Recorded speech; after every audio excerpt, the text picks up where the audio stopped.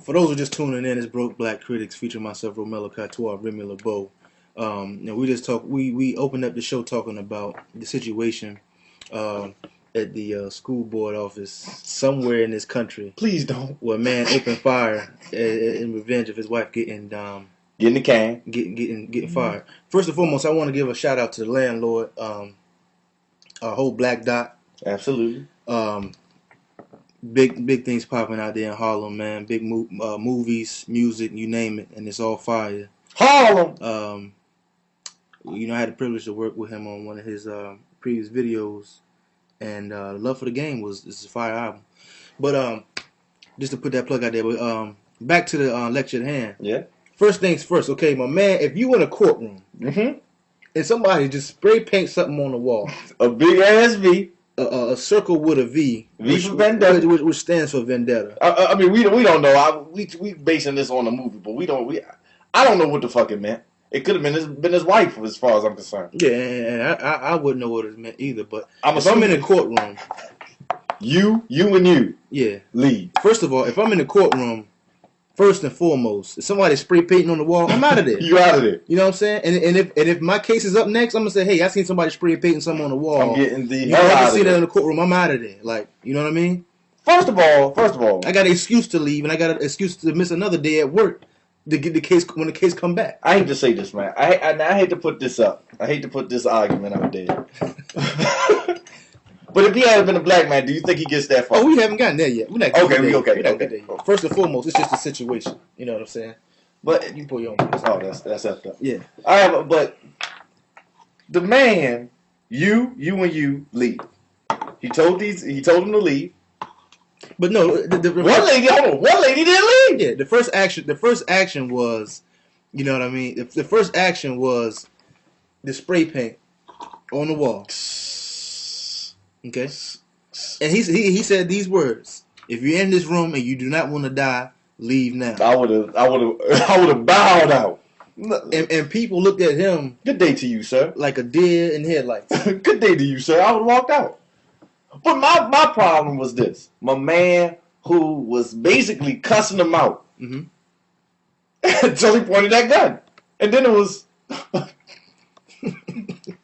Please don't. Please don't. Not to get on top of it. Why do people put their hands up? Please don't. When guns come out. I don't know. You ever thought about that? Because what do the police say? On movies and stuff. Come out with your hands up. True that. Hands in the sky. So they automatically, everybody, gun pointing to. That man said, hold on. How did he say it? All I remember him is him being stern with the dude until that gun came out. At first, no, like I said, because he was talking back to him during the court, during the whole process. You know, he was like, you know, this is rah rah rah, blah blah blah blah blah, and then, you know, like you said, he was stern with him. But you know, one guy I used to work in the warehouse, and he said, I got something that I call the mind changer. And then, that changed your mind. Hey, and it changed his mind. Please don't. And I mean, and then the next thing he did was he pulled a gun out. And he said, if you don't want to die, leave now. So some people said, okay. He said, leave. And they were leaving. And then he stood on top of the clerk or whatever. She was typing. He said, you leave, you leave, you leave, you leave. The rest of you stay. And she sat there. Doing her job. And guess what? I'm not going to say what I was doing her job. Doing her job. Her job was more important. Man, like, and you know what? I can't front because, you know, in that situation I'd have been out of there. Man, but some people, that job is their life. Man, I would have got the hell out of there. Come on, man. Hold on. First of all, it's like you said before.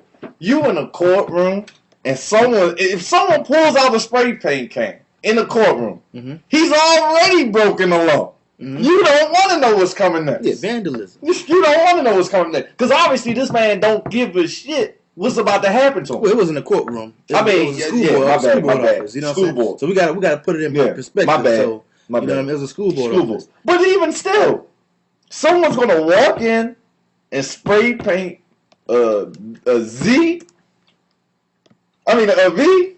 A V? Now, mind you, people are crazy. People do have illnesses and whatnot. You know what I'm saying? But the tempo of that meeting was very boring. But hold on. But if I was in that meeting, if I didn't necessarily have to be there, and mind you, now I'm a cameraman. Yeah. I do that as a as my 9 to 5. Yeah. And somebody was behind the camera, and when he said leave, the black woman walking for the camera, she told the cameraman, he said leave. I didn't see that. Oh, it was so brief. A woman that old as black, and that lets you know a whole lot that we get up out of there. And look, black folks try to help people, man. Try to help them. If that was me, I wouldn't have said that to nobody. Try to help them. If my folks weren't in there, I'd just walked out. I just walked. She said, he said leave. Like why are you still standing behind the camera? He said leave. And these people stayed. So you have to ask yourself this: the ones that stayed, if they got killed, are they heroes or just stupid?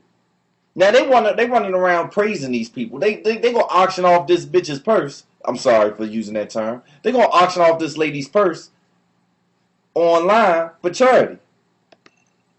Can you believe that? I can believe it. It's America. Man, come on, man. This is a capitalist society. Come on, man. It's all about listen, that lets you know everything is about a dollar. The almighty dollar. It ain't what it used to be. But hold on. That goes back to my original question though.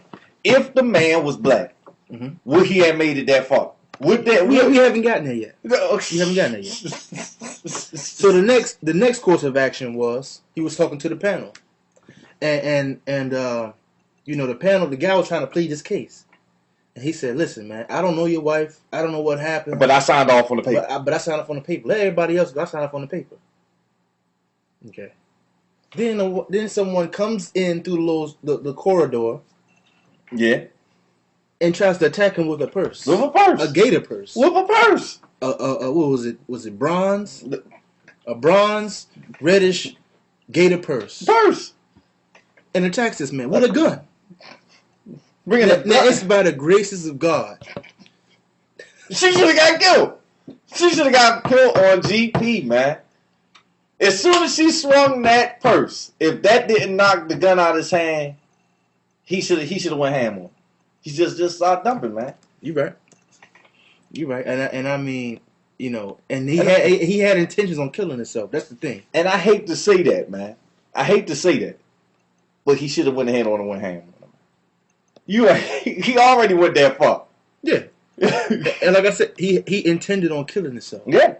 He had every intention on killing himself. So because the man, hold on, because people forget the dude, the guy that he was talking to said, "Do you know what's going to happen to you, or do you want to get killed by the cops?" That's when he pointed the gun at. Yeah. Now this is the moment of the point of no return. Please don't. Please don't. Please don't. Please don't. Now there was 1, 2, 3, 4. I think it was like 4 people sitting behind that panel.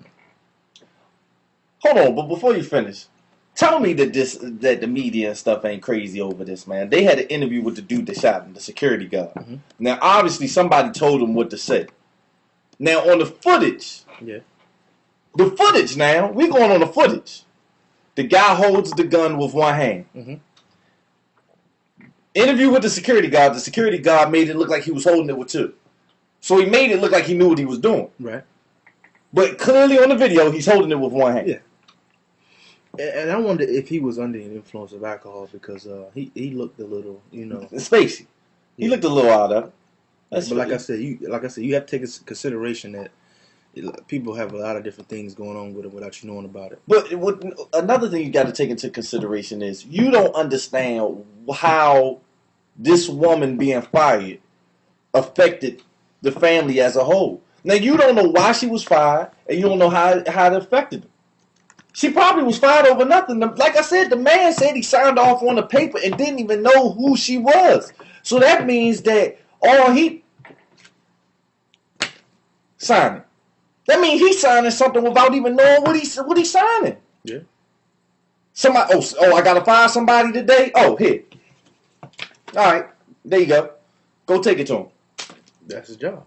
But he don't even know what he's doing. All he knows is his job is to fire people.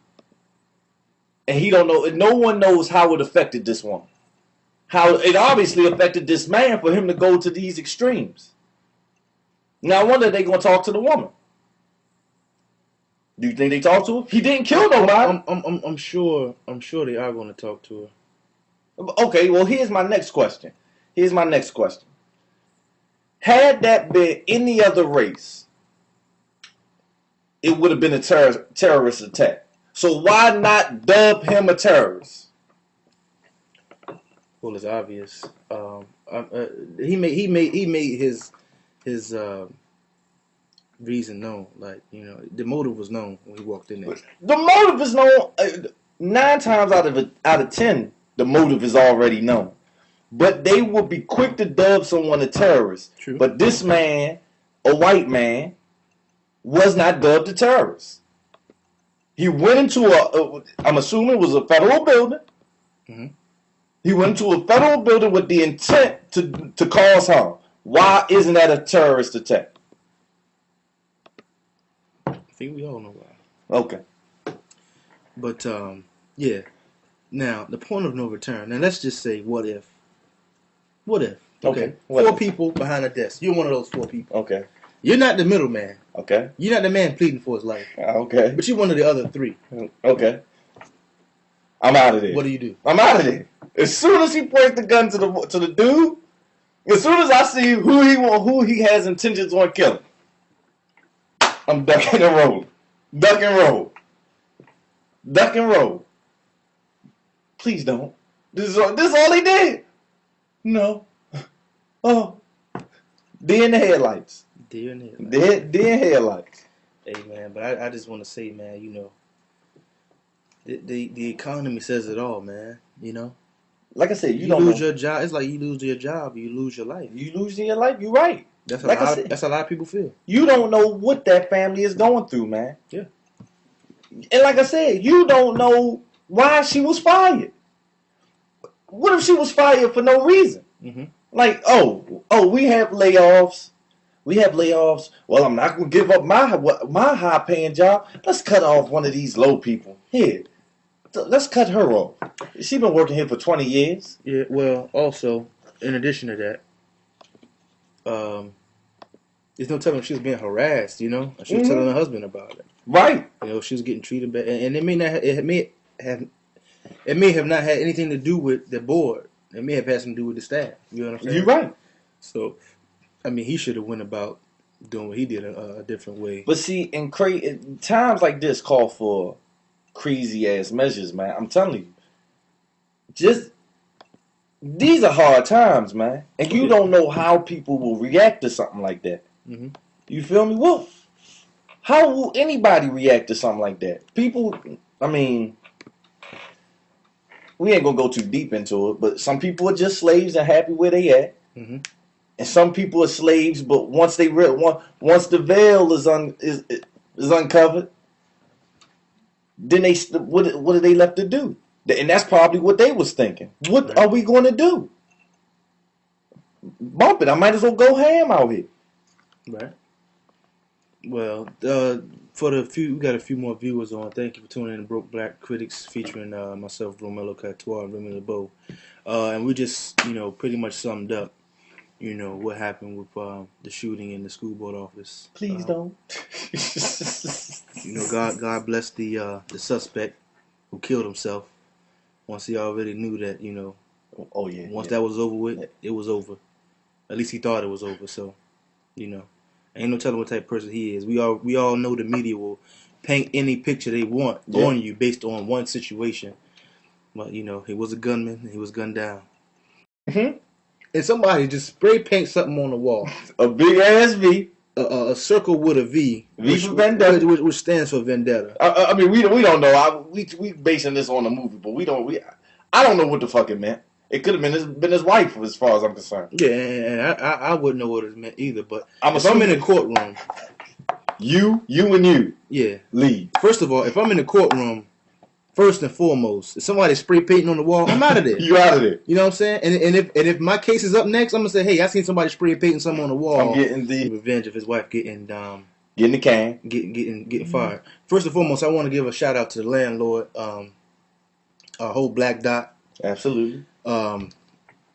Big things popping out there in Harlem, man. Big movies, music, you name it, and it's all fire. For those who are just tuning in, it's Broke Black Critics featuring myself, Romelo Catois, Remy LeBeau. We opened up the show talking about the situation at the school board office somewhere in this country. Please don't. Where a man opened fire in Harlem. I had the privilege to work with him on one of his previous videos, and Love for the Game is a fire album. But just to put that plug out there, but back to the lecture at hand. Yeah. First things first, okay, my man, if you in a courtroom